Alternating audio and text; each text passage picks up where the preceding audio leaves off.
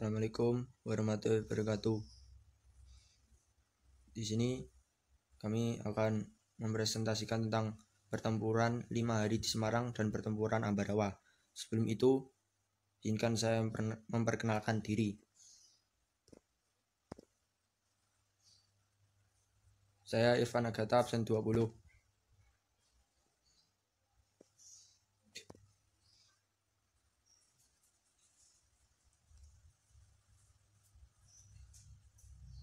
Pertempuran 5 hari di Semarang. Latar belakang 5W 1H.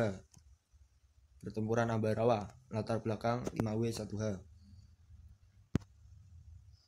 1. Pertempuran 5 hari di Semarang.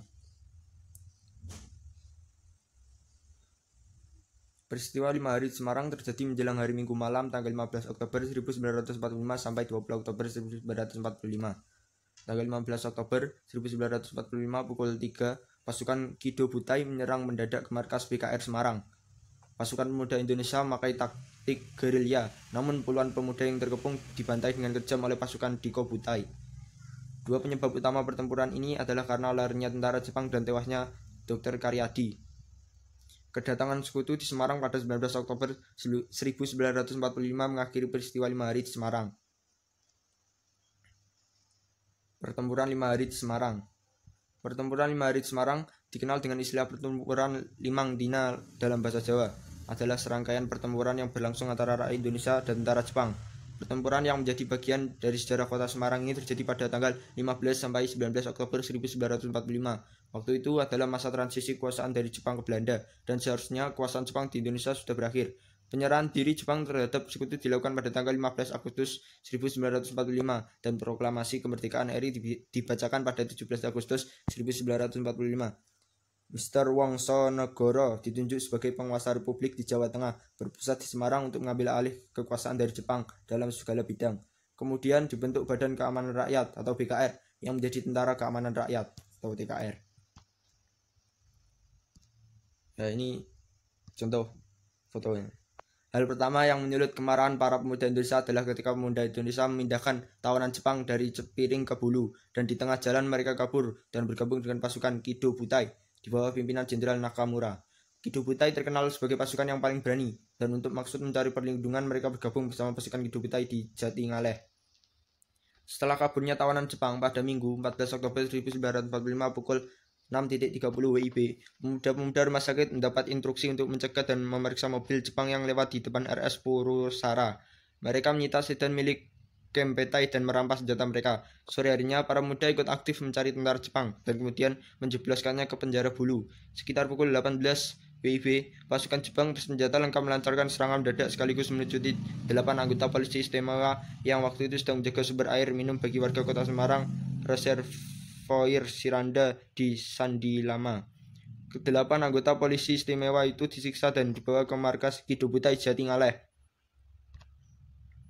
Sore itu tersiar kabar tentang tentara Jepang menebarkan racun ke dalam reservoir itu. Rakyat pun menjadi gelisah. Cadangan air di Candi, Desa Wungkal waktu itu adalah satu-satunya sumber mata air di kota Semarang. Sebagai kepala RS Purusara, Dr. Karyadi berniat memastikan kabar tersebut. Selepas maghrib ada telepon dari pimpinan rumah sakit Purusara yang memberitahukan agar Dr. Karyadi, kepala laboratorium Purusara, segera memeriksa reservoir Siranda karena berita Jepang menebarkan racun itu. Dr. Karyadi kemudian dengan cepat memutuskan harus segera pergi ke sana. Suasana yang sangat berbahaya karena tentara Jepang telah melakukan serangan di beberapa tempat termasuk jalan menuju ke reservoir Siranda. Istri Dr. Karyadi, Dergi Soenarti, mencoba mencegah suaminya pergi mengingat keadaan yang sangat genting itu. Namun Dr. Karyadi berpendapat lain. Ia harus menyelidiki kebenaran desa Desus itu karena menyangkut nyawa ribuan warga Semarang. Akhirnya Dirgi Sonarti tidak bisa berbuat apa-apa. Ternyata dalam perjalanan menuju reservoir Siranda itu, mobil yang ditumpangi Dr. Karyadi dicegat tentara Jepang di Jalan Pandanaran bersama tentara pelajar yang menyopiri mobil yang ditumpanginya. Dr. Karyadi ditembak secara keji. Ia sempat dibawa ke rumah sakit sekitar pukul 23.30 WIB. Ketika tiba di kamar bedah, keadaan Dr. Karyadi sudah sangat gawat. Nyawa dokter muda itu tidak dapat diselamatkan. Ia gugur dalam usia 40 tahun 1 bulan. Untuk memperingati pertempuran 5 hari di Semarang, dibangun Tugu Muda sebagai monumen peringatan. Tugu Muda ini dibangun pada tanggal 10 November 1950, diresmikan oleh Presiden I.R. Soekarno pada tanggal 20 Mei 1953. Bangunan ini terletak di kawasan yang banyak mereka peristiwa penting selama 5 hari pertempuran di Semarang, yaitu di pertemuan antara Jalan Pemuda, Jalan Mabonjol, Jalan Diarstomo, dan Jalan Pandanaran dengan Lawang Sewu. Selain pembangunan Tugu Muda, nama Dr. Karyadi diabadikan sebagai nama salah satu rumah sakit di Semarang.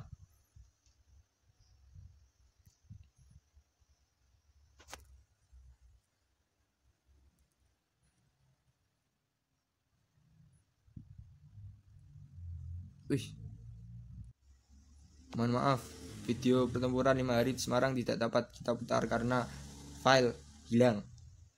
Jadi kita akan membahas tentang selanjutnya. 2. Pertempuran Ambarawa.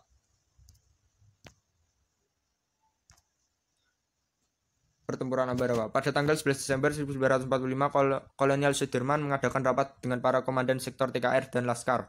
Pada tanggal 12 Desember 1945 jam 4.30 pagi, serangan mulai dilancarkan. Pembukaan serangan dimulai dari tembakan mitraliur terlebih dahulu, kemudian susul oleh menembak-nembak karabin.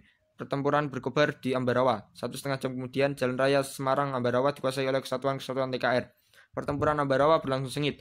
Kolonial Sudirman langsung memimpin pasukannya yang menggunakan taktik gelar supit urang atau pengepungan rangkap dari kedua sisi sehingga musuh benar-benar terkurung. Suplai dan komunikasi dengan pasukan induknya diputus sama sekali. Setelah bertempur selama 4 hari, pada tanggal 15 Desember 1945 pertempuran berakhir dan Indonesia berhasil merebut Ambarawa dan sekutu dibuat mundur ke Semarang. Peristiwa pertempuran di Ambarawa ini terjadi pada tanggal 20 November 1945 dan berakhir hingga tanggal 15 Desember 1945 antara pasukan TKR Indonesia melawan pasukan sekutu Inggris. Ambarawa merupakan sebuah kota yang terletak di antara dua kota, yaitu Semarang dan Magelang, juga di antara Semarang dan Salatiga. Peristiwa Ambarawa ini pada awalnya dilatar belakangi oleh mendaratnya pasukan Inggris dari Divisi India ke-23 di kota Semarang pada tanggal 20 Oktober 1945. Pemerintah Indonesia memperkenalkan sekutu untuk mengurus tawanan perang yang saat itu berada di penjara Magelang dan Ambarawa. Kedatangan pasukan Inggris yang kemudian diikuti oleh pasukan Nica. Sekutu lalu mempersenjatai para bekas tawanan perang Eropa tersebut. Sehingga pada tanggal 26 Oktober 1945 terjadilah sebuah insiden di kota Magelang dan kemudian sampai pada puncaknya terjadi pertempuran antara pasukan TKR melawan pasukan sekutu. Insiden tersebut dapat diredakan dan berakhir setelah Presiden I.R. Soekarno dan Brigadir Jenderal Bethel dari sekutu datang ke Magelang pada tanggal 2 November 1945. Pada akhirnya mereka mengadakan perundingan gencatan senjata dan memperoleh kata sepakat antara kedua pihak. Penyebab terjadinya pertempuran Ambarawa adalah karena pihak sekutu ternyata tidak menepati perjanjian yang telah disepakati sebelumnya, sehingga pada tanggal 20 November 1945 meletuslah pertempuran Ambarawa, yaitu pertempuran antara TKR di bawah pimpinan Mayor Sumarto dan pihak sekutu dari Inggris. Dan pada tanggal 21 November 1945 pasukan Inggris yang berada di Magelang ditarik mundur ke Ambarawa di bawah lindungan pesawat tempur. Namun tanggal 22 November 1945 pertempuran berkobar dalam kota dan pasukan Inggris melakukan genjaran terhadap perkampungan di sekitar Ambarawa. Pada akhirnya tanggal 5 Desember 1945 sekutu dan pasukannya terusir dari Banyu Biru. Pada tanggal 11 Desember 1945, Kolonel Sudirman mengambil prakarsa untuk mengumpulkan setiap komandan sektor setelah mempelajari situasi medan pertempuran. Akhir dari pertempuran Ambarawa ini terjadi pada tanggal 12 Desember 1945 dini hari, yang kemudian pasukan TKR Indonesia bergerak menuju pos-posnya masing-masing. Hanya dalam waktu setengah jam, pasukan TKR berhasil mengepung pasukan musuh yang ada di dalam kota. Pertahanan sekutu yang terakhir dan terkuat diperkirakan di Benteng Willem yang terletak di tengah-tengah kota Ambarawa. Lalu kota Ambarawa dikepung selama 4 hari 4 malam. Sekutu merasa kedudukannya semakin terdesak dan berusaha keras untuk mundur dari medan pertempuran. Hingga pada akhirnya tanggal 15 Desember 1945 sekutu meninggalkan kota Ambarawa dan mundur ke kota Semarang. Pertempuran di Ambarawa dipimpin oleh Kolonel Sudirman, sedangkan dari arah Magelang pasukan TKR Divisi V Purwokerto dipimpin oleh Imam Androngi yang melakukan serangan fajar pada tanggal 21 November 1945. Serangan tersebut dilakukan dengan tujuan untuk memukul mundur pasukan Inggris yang berada di desa Pingit. Pasukan yang dipimpin oleh Imam Androngi berhasil menduduki desa Pingit dan melakukan perebutan terhadap desa-desa yang berada di sekitarnya. Kemenangan pertempuran ini kini diabadikan dengan didirikannya Monumen Palagan Ambarawa dan diperingatinya Hari Jadi TNI Angkatan Darat atau Hari Juang Kartika. Ya, sama sebelumnya, video pertempuran Ambarawa jika tidak dapat karena file hilang. Sekian dari saya. Mohon maaf jika ada salah kata. Wassalamualaikum warahmatullahi wabarakatuh.